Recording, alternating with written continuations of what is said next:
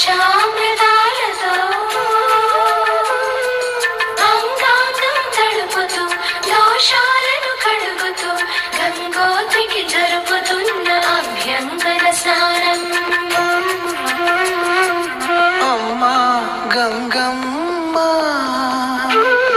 కృష్ణమ్మకు చెప్పమ్మ కష్టం కలిగించొద్దని, యమునకు చెప్పమ్మ